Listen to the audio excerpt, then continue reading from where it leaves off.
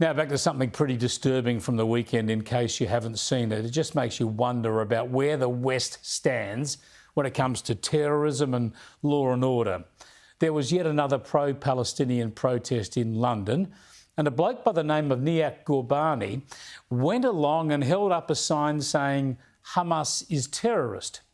Now, nothing could be less contentious than that, surely. Hamas is an evil, Islamist, extremist, terrorist organisation that kills innocent men, women and children and is committed to the annihilation of Israel. And it took that to new levels of depravity on October the 7th. That much is indisputable.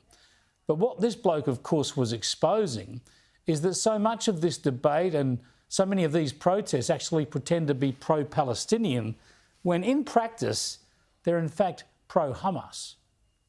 Shame on you! Shame on you! Shame on you!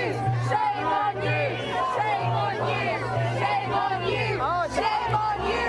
Shame on you! Shame on you! Shame on you! Shame on you! Shame on you! Yeah, the crowd turned on him just for pointing out that Hamas are terrorists. And then watch what happens.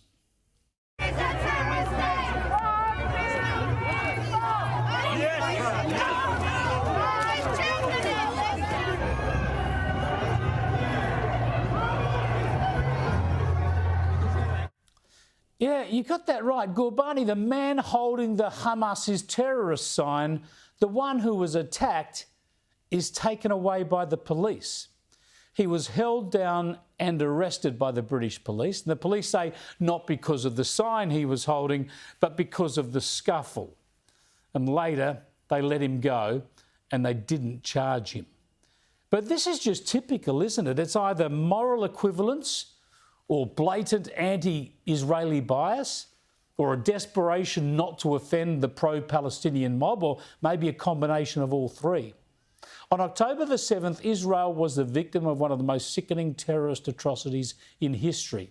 And ever since, authorities in Western countries, including Australia, have been arresting those standing up for Israel and making way for those who seek to justify the murderous tactics of Hamas. When will we ever learn that when you stifle those standing up for freedom and you appease the terrorists and you appease any extremists who support them, well then history shows it will only end in more horror.